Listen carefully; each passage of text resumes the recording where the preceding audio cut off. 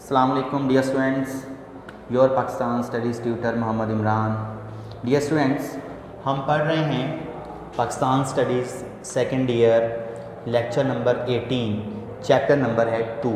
Dear students, باب number 2 کا ہم نے پہلے ایک ٹاپک پڑھا ہے، پاکستان کی ابتدائی مشکلات۔ تو ڈیئر اسٹوڈنٹس، اسی سلسلے میں آج ہم ریاستوں کے مسائل کے حوالے سے پڑھنے جا رہے ہیں۔ اکثر اوقات ایگزام کے اندر لانگ کوسچن آتا ہے کہ ریاستوں کے مسائل پر نوٹ لکھیں۔ تو ڈیئر اسٹوڈنٹس، اس کو لکھنے کا شارٹلی طریقہ کار وغیرہ اور اہم چیزیں ہم ڈسکس کر لیں گے۔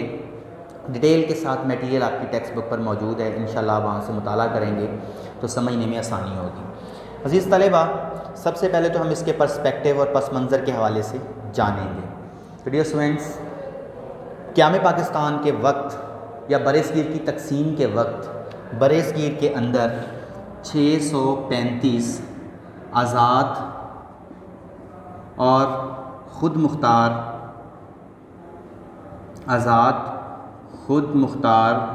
ریاستیں موجود تھیں۔ 635 آزاد اور خود مختار ریاستیں تھیں، جنہیں دیسی ریاستیں یا انگلش میں ہم پرنسلی اسٹیٹس کہتے ہیں۔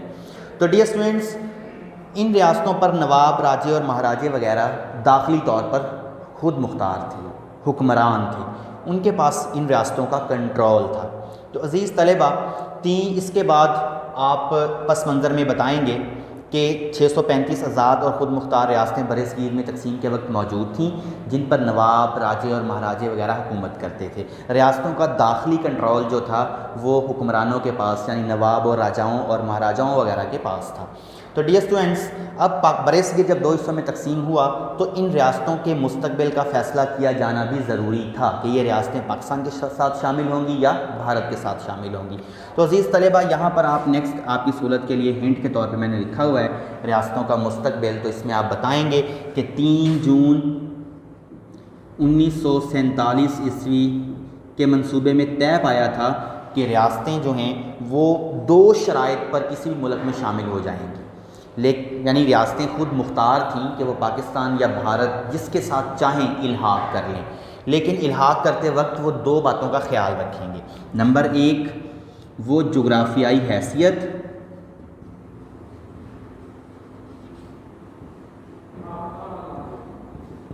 ایک تو اپنی جغرافیائی حیثیت کے حوالے سے دیکھیں گے کہ ریاستوں کا بارڈر کس ملک کے ساتھ ملتا ہے، پاکستان کے ساتھ یا بھارت کے ساتھ، اور دوسرا آبادی کا تناسب۔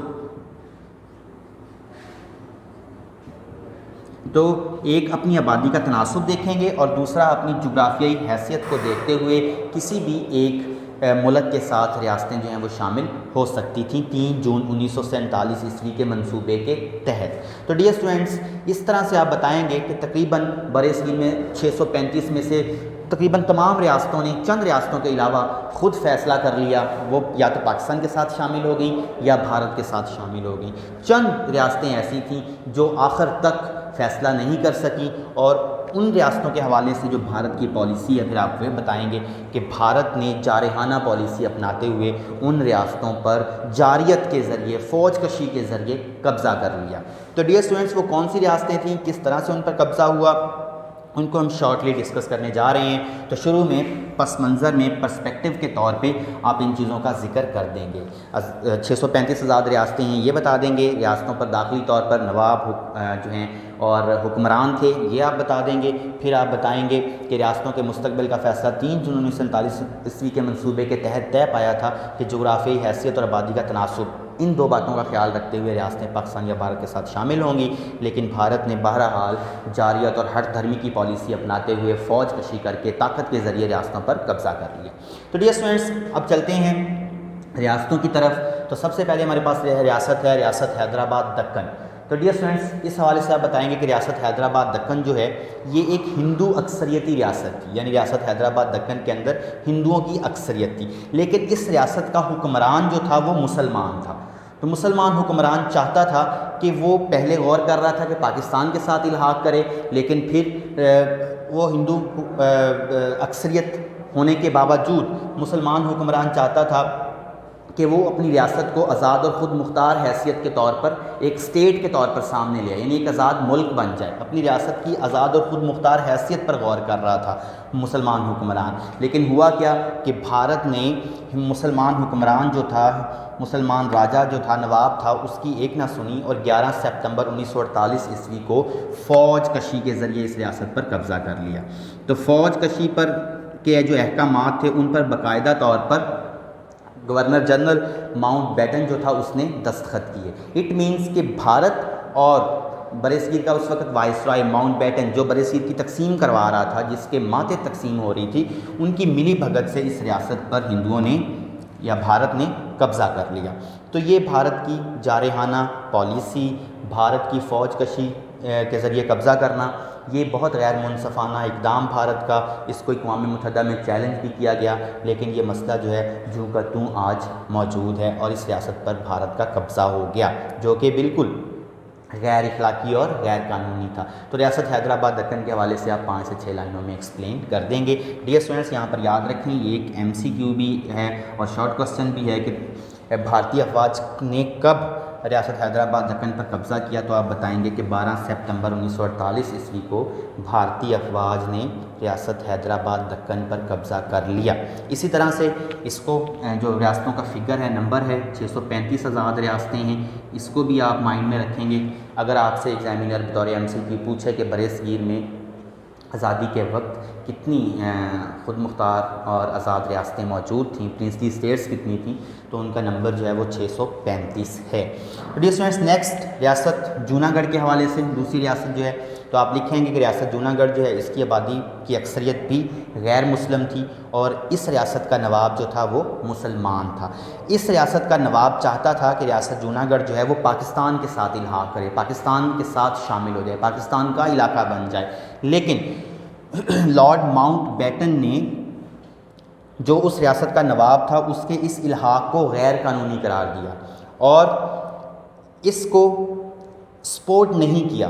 لارڈ ماؤنٹ بیٹن جو تھا وہ نہیں چاہتا تھا کہ ریاست جوناگڑھ جو ہے یہ پاکستان کے ساتھ الحاق کرے، کیونکہ لارڈ ماؤنٹ بیٹن پر کانگریس کا اور ہندو رہنماؤں کا دباؤ تھا، کیونکہ لارڈ ماؤنٹ بیٹن نے جب ہندوؤں کو یعنی کانگریس کو راضی کیا تھا کہ آپ برصغیر کو تقسیم ہونے دیں، تو اس وقت لارڈ ماؤنٹ بیٹن نے یہ باور کرایا تھا کانگریس کو کہ آپ پاکستان بننے دیں، ہم ملی بھگت سے ناانصافی سے کام لیتے ہوئے ایسا کمزور اور کٹا پھٹا پاکستان بنائیں گے، ملک بنائیں گے جو دوبارہ جلد ہی بھارت کا حصہ بن جائے گا۔ تو ڈیئر اسٹوڈنٹس، اسی سلسلے میں لارڈ ماؤنٹ بیٹن نے جو جوناگڑھ کا نواب تھا جو کہ مسلمان تھا، پاکستان کے ساتھ الحاق چاہتا تھا، اس کے اس الحاق کو غیر قانونی قرار دیا، اس کو سپورٹ نہیں کیا، اس پر دستخط نہیں کیے اور باقاعدہ طور پر یہ راستہ ہموار کیا کہ جو ہندو یعنی بھارتی فوج ہے وہ فوج کشی کے ذریعے یعنی فوج کے ذریعے ریاست پر قبضہ کر لے۔ تو انگریزوں کی حمایت سے بھارتی فوج نے ریاست جوناگڑھ پر قبضہ کر لیا۔ اس طرح سے ریاست جوناگڑھ دوسری ریاست تھی جس پر بھارتی افواج نے طاقت کے ذریعے قبضہ کیا۔ حالانکہ آبادی جو تھی وہ نواب مسلمان جو تھا اس سے خوش تھی، ریاست جوناگڑھ کی آبادی اور نواب دونوں چاہتے تھے کہ پاکستان کے ساتھ الحاق کریں، لیکن انگریز ماؤنٹ بیٹن اور کانگریس ان کی ملی بھگت سے ریاست پر قبضہ کیا گیا۔ تو ڈیئر اسٹوڈنٹس، یہ دوسرا بڑا مسئلہ۔ اب تیسرے نمبر پر جو ریاست ہے ریاست مناوادر ہے۔ ڈیئر اسٹوڈنٹس، یہ پاکستان کی قریب ترین ریاست تھی۔ ریاست مناوادر یہ پاکستان یعنی کراچی کے ساحل سمندر سے صرف 300 کلومیٹر کے فاصلے پر ہے یہ ریاست، اور اس ریاست کا حکمران جو تھا وہ مسلمان تھا اور وہ براہ راست پاکستان سے الحاق کرنا چاہتا تھا۔ وہ چاہتا تھا کہ یہ ریاست جو ہے یہ پاکستان کا حصہ بنے، لیکن انگریزوں کو اور بھارت کو چونکہ یہ پاکستان کی وسعت جو تھی وہ پسند نہیں تھی، اس لیے انگریزوں کی ملی بھگت سے، انگریزوں کی حمایت سے بھارتی افواج نے ریاست مناوادر پر بھی فوج کشی کر کے طاقت کے ذریعے جاریت سے قبضہ کر لیا۔ تو ڈیئر اسٹوڈنٹس، اس طرح سے یہ تین ریاستیں جو ہیں یہ مسلمان حکمرانوں کے بھارت سے الحاق نہ کرنے کے باوجود بھارت کے حصے میں چلی گئیں، بھارت کے پاس چلے گی، جو کہ بھارت نے طاقت کے بل بوتے پر حاصل کی۔ اب نیکسٹ ڈیئر اسٹوڈنٹس، سب سے امپورٹنٹ اسٹیٹ اس وقت ریاست جموں و کشمیر۔ تو یہ ریاست جو ہے یہ برصغیر میں 635 ریاستوں میں سب سے بڑی ریاست تھی. یہاں پر میں نے لکھا بھی ہے ہنٹس کی فارم میں, پوائنٹس آپ کے مائنڈ میں رہ جائیں گے کہ سب سے بڑی ریاست جموں و کشمیر. تو ڈیئر اسٹوڈنٹس, اس ریاست کا اگر ہم بارڈر کا جائزہ لیں تو اس ریاست کا پاکستان کے ساتھ جو بارڈر ملتا ہے وہ 902 میل ہے, یعنی 902 مائل بارڈر جو ہے وہ شیئر کرتی ہے جموں و کشمیر پاکستان کے ساتھ, جبکہ انڈیا کے ساتھ صرف 317 میل کا بارڈر جو ہے وہ ریاست جموں و کشمیر کا شیئر ہوتا ہے. اب اس ریاست میں جو آبادی ہے وہ اکثریت جو آبادی کی ہے وہ کیا تھی, مسلم تھی, لیکن اس ریاست کا جو نواب تھا ڈوگرا خاندان کا وہ غیر مسلم تھا. تو ڈیئر اسٹوڈنٹس, اس ریاست کے اگر ماضی میں جائیں تو یہاں پر میں نے پوائنٹ میں لکھا ہے کہ ڈوگرا راجہ غلاب سنگھ نے اس ریاست کو 75 لاکھ روپے کے عوض 75 لاکھ روپیز اس وقت 75 لاکھ روپے میں انگریز حکومت سے خریدا تھا. اس ریاست کو ڈوگرا راجہ غلاب سنگھ نے 75 لاکھ روپے میں انگریزوں سے اس ریاست کو خریدا تھا, اور اس وقت سے ڈوگرا خاندان جو تھا, ڈوگرا راجہ کا خاندان, وہ اس ریاست پر حکمران تھا. آبادی مسلم تھی ریاست کی. پاکستان کے ساتھ بارڈر بھی زیادہ ریاست شیئر کرتی ہے, زیادہ بارڈر پاکستان کے ساتھ ملتا ہے, آبادی بھی مسلمان ہے. تو ریاست 3 جون 1947 عیسوی کے منصوبے کے اگر دونوں پوائنٹس کو دیکھیں تو پاکستان میں قانونی طور پر شامل ہوتی تھی, لیکن چونکہ ڈوگرا راجہ جو تھا یہ مسلمانوں پر ظلم و ستم کرتا تھا ریاست کے اندر, اس کا رویہ مسلم آبادی اور مسلم رایا کے ساتھ بہتر نہیں تھا, تو اس لیے ڈوگرا راجہ چاہتا تھا کہ اس ریاست کو بطور آزاد ملک الگ کروائے, آزاد رکھے, اور اسی طرح سے اس ریاست پر حکمرانی کرتا رہے. بہرحال ڈوگرا راجہ نے جو ہے وہ ریاست پر اپنا تسلط اور قبضہ برقرار رکھنے کے لیے آبادی پر ظلم و ستم کیے, تو آبادی ڈوگرا راجہ کے خلاف اٹھ کھڑی ہوئی.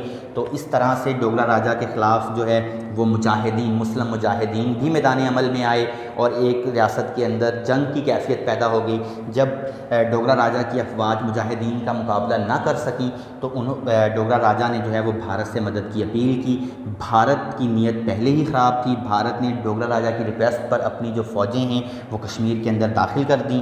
تو اس طرح سے کشمیر کے اندر بھارتی افواج اور ڈوگرا راجہ کے جو فوجی تھے یا اس کے جو فورسز تھیں وہ آپس میں مل کر کشمیری مجاہدین کے ساتھ لڑائی ان کی شروع ہو گئی, ایک جنگ کی کیفیت شروع ہو گئی. جہاد کشمیری مجاہدین نے بڑے پیمانے پر بھارتی افواج اور ڈوگرا راجہ کی افواج کے خلاف شروع کر دیا, حتیٰ کہ اس کا رزلٹ یہ نکلا کہ آہستہ آہستہ کشمیری مجاہدین نے بہت سارا علاقہ جو ہے وہ ڈوگرا راجہ کے تسلط سے آزاد کروا لیا, جسے آج ہم آزاد کشمیر کہتے ہیں, جو کہ پاکستان کا حصہ ہے.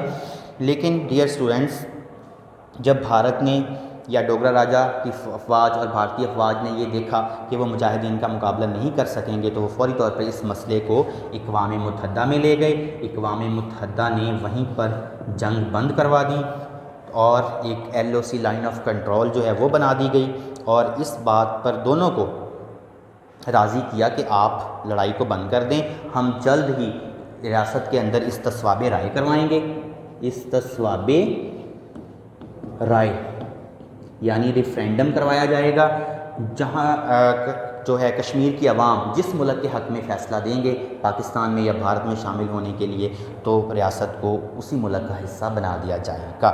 تو وقتی طور پر جنگ بند ہو گئی, لائن آف کنٹرول بنا دی گئی, لیکن بعد میں بھارت جو ہے وہ اپنے اس وعدے سے مکر گیا. بھارت نے استصواب رائے ریاست میں کروانے سے صاف انکار کر دیا. تو ڈیئر اسٹوڈنٹس, اس وقت سے ہی ریاست جو ہے دونوں ممالک کے درمیان وجہ تنازع چلتی آ رہی ہے. آپ یاد رکھیں گے کہ پاکستان اور بھارت کے درمیان بنیادی وجہ تنازع جو ہے وہ مسئلہ کشمیر ہے, یعنی ریاست جموں کشمیر کے حوالے سے مسئلہ ہے. اور یہ مسئلہ ہم بہتر جانتے ہیں کہ سر ریڈ کلف کا پیدا کرتا ہے. سر ریڈ کلف نے گرداسپور, فیروز پور, بٹالہ, زیرہ, پٹھان کوٹ یہ علاقے بھارت کے حوالے کیے تھے, بھارت کو سونپ دیے تھے, اور انہی راستوں سے انہی اضلاع سے, تحصیلوں سے بھارتی افواج کو راستہ ملا کہ وہ کشمیر پر فوج کشی کر سکیں.